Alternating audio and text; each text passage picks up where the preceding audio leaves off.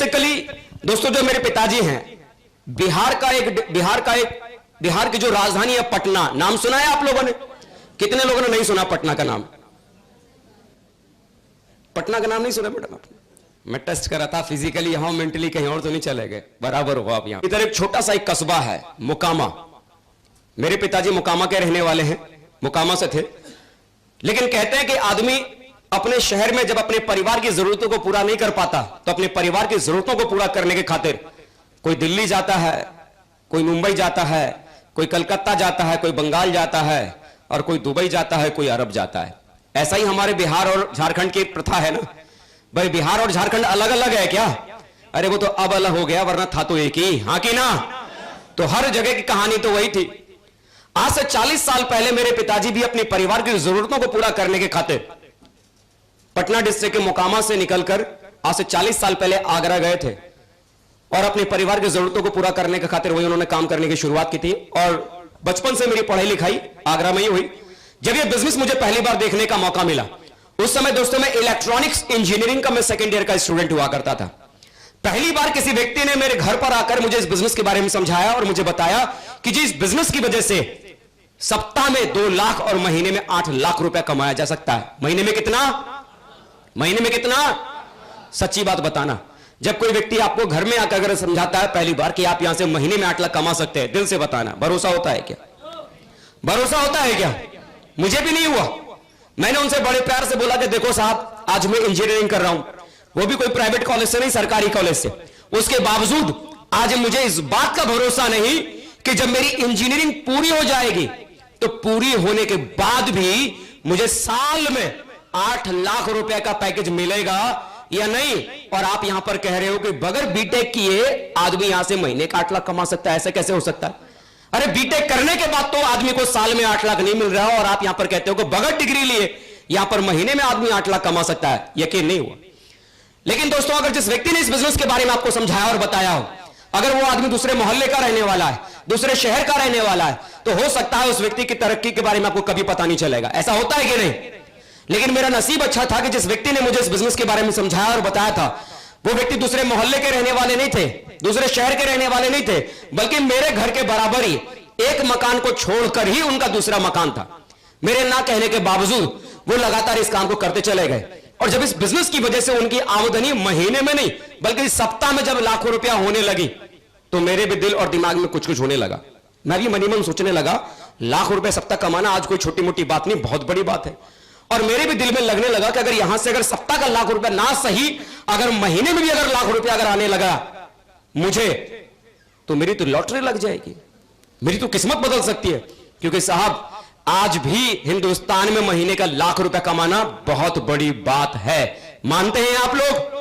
और मुझे भी लग रहा था कि अगर मैंने भी अगर इस काम को करना शुरू कर दिया और महीने का लाख रुपया भी अगर आने लग गया तो मेरी तो लॉटरी लग जाएगी। यह सोचकर कि मुझे भी इस काम को करना चाहिए, मैं अपने घर से निकला था और उनके घर में घुसा था। लेकिन अपने घर से निकलते निकलते और उनके घर में घुसते घुसते न जाने कहां से मेरे दिमाग में एक वायरस घुस गया। आजकल कंप्यूटर में ढेर सारे वायरस घुसते हैं ना, मेरे भी दिमाग में एक वायरस घुस गया। अरे मैं मनी मन सोचने लगा, सब कुछ तो ठीक है, ये कहते हैं 10,000 लगाना पड़ेगा, चलो लगा देंगे, ये कहते हैं जुड़ना पड़ेगा, चलो जुड़ जाएंगे। लेकिन 10,000 लगाने के बाद, जुड़ जाने के बाद ये कहते हैं कि यहां से पैसा कमाने के लिए कम से कम 2 लोगों को और जोड़ना पड़ता है। इस बिजनेस के भीतर पैसा कमाने के लिए कितने लोगों को जोड़ना पड़ता है? कम से कम 2 लोगों को ज्वाइन कराना पड़ता है। मैं मनी मन सोच रहा था कि चलो मैं 10,000 दे दूंगा, मैं जुड़ भी जाऊंगा, लेकिन 2 लोगों की जो जोड़ने की बात है वो 2 लोगों को मैं कहां से जोड़ूंगा? मैं तो ठहरा कॉलेज में पढ़ने वाला एक मामूली सा एक स्टूडेंट, मुझ पर कौन विश्वास करेगा? मेरे साथ कौन आएगा? मेरी बात को कौन मानेगा? यह बात मैं सोच ही रहा था और मुझे पता ही नहीं चला कि यह बात मैं मनी मन सोचते सोचते कब मैं उनके सामने पहुंच गया, कब बातचीत का सिलसिला शुरू हो गया। लेकिन इन बातचीत के सिलसिले में लगता है उन्होंने मेरे मन की बात पढ़ ली और उन्होंने मुझसे पूछा कि अजय जी, मुझे अभी भी लग रहा है कि आपके दिमाग में कुछ चल रहा है। मैंने कहा हाँ साहब, चल तो रहा है। बोला आप क्या सोच रहे हो? मैंने कहा साहब, आप कह रहे हो कि 10,000 लगाना पड़ेगा, चलो लगा देंगे। आप कहते हो जुड़ जाना पड़ेगा, चलो जुड़ जाएंगे।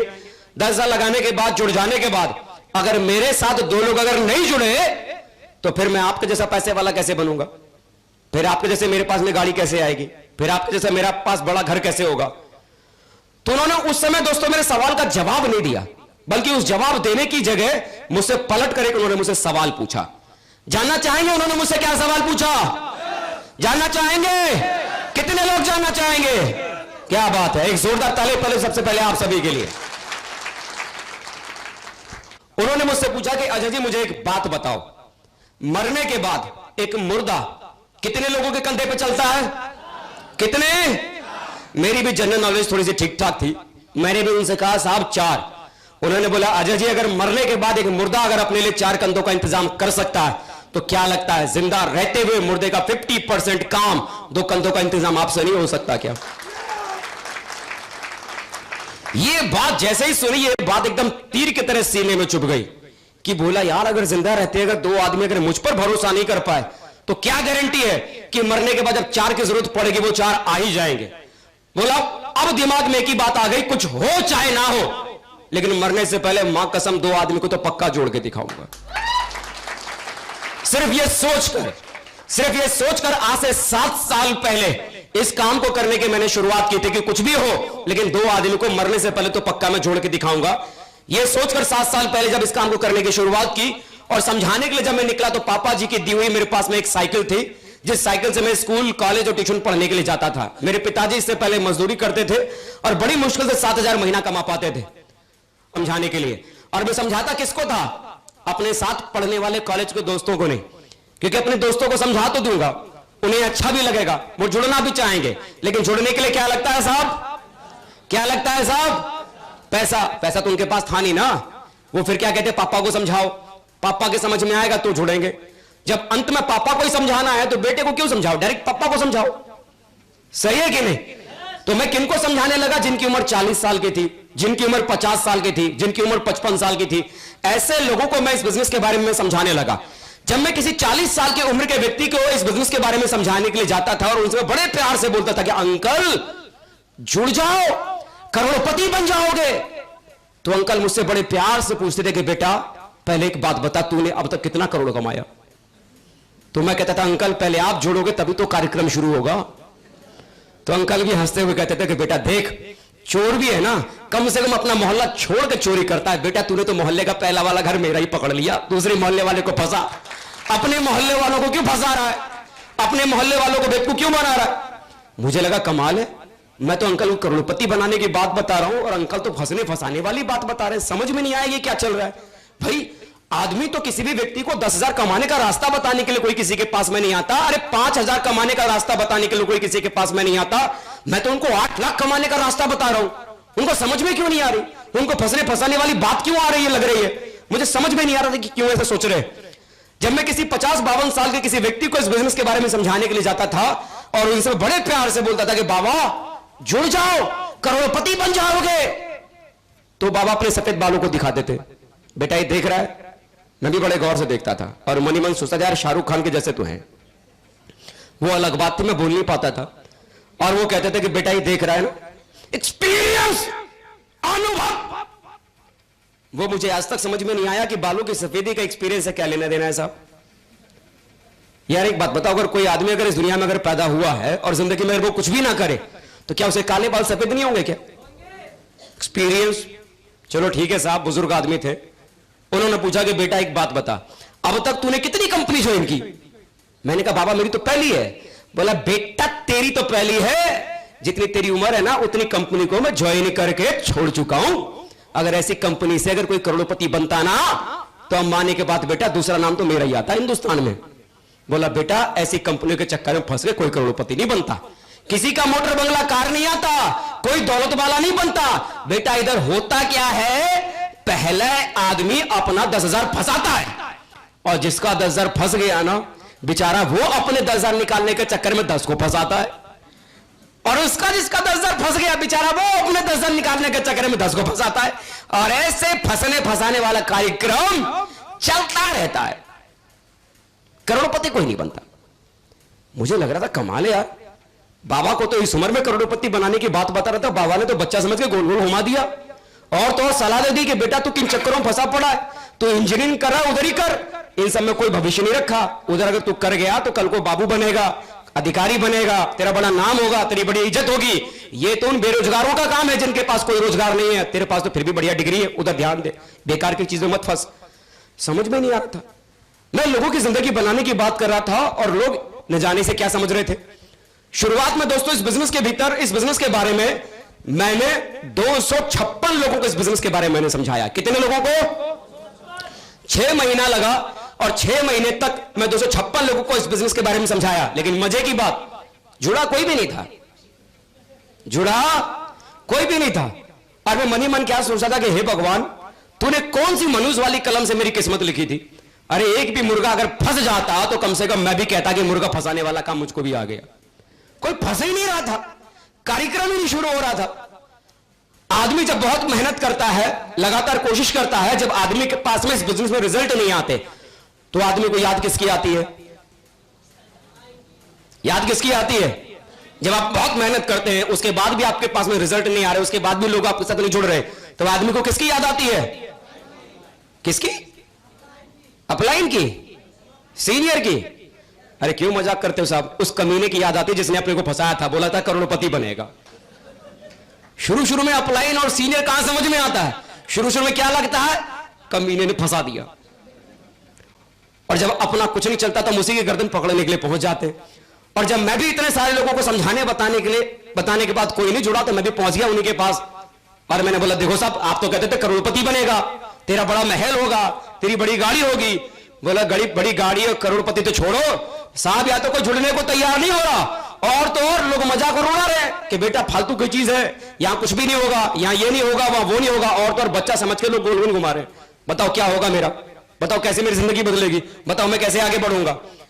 तो उस समय दोस्तों उन्होंने ढेर सारी बातों को उन्होंने मुझे समझाया, और ढेर सारी बातों को समझाने के बाद अंत में मुझे उन्होंने एक ही बात को बताया कि अजय जी, जमाना आपके बारे में क्या सोचता है कि इस बिजनेस की वजह से आपकी जिंदगी बदलेगी या नहीं बदलेगी? लोगों की राय की वजह से आपका जीवन नहीं बदलेगा। अगर आपको लगता है इस बिजनेस के भीतर आपकी जिंदगी बदल सकती है तो एक बात का विश्वास करना, आप सिर्फ चलते रहना, एक समय ऐसा आएगा आप डायमंड बनेंगे। और जो लोग आप पे कहते हैं कि आप डायमंड नहीं बन सकते, डायमंड बनकर करारा तमाचा आप उनके सामने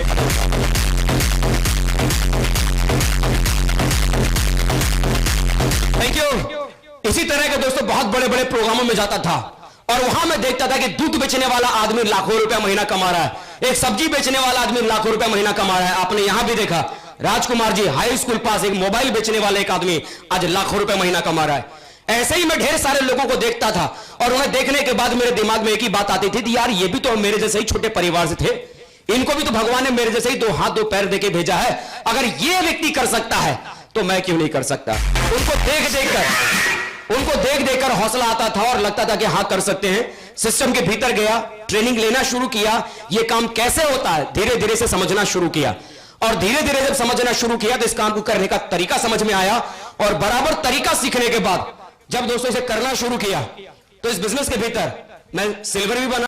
मैं यहां सिल्वर बना, 50 लोगों की टीम बनी, 50 लोग मेरे साथ जुड़े, मैं सिल्वर बन गया। 250 लोगों की टीम मेरे साथ जुड़ी, मैं गोल्ड बन गया। 500 लोगों की टीम मेरे साथ बनी और मैं पर्ल बन गया। 1250 लोगों की टीम बनी, मैं टोपाज बन गया। 2500 लोगों की टीम बनी, मैं एमरल्ड बन गया।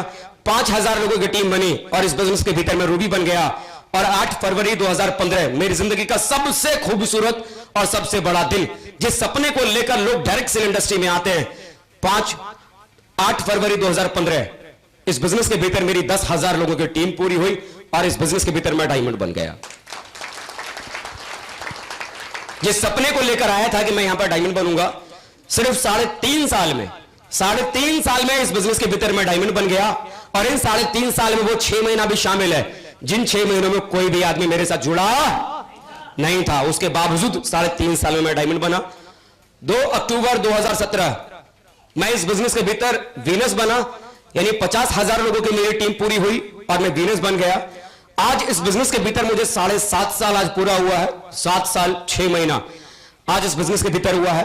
और आज पूरे हिंदुस्तान में, ऑल ओवर इंडिया में आज मेरे साथ 1,70,000 लोगों की टीम ऑल ओवर इंडिया में आज मेरे साथ है।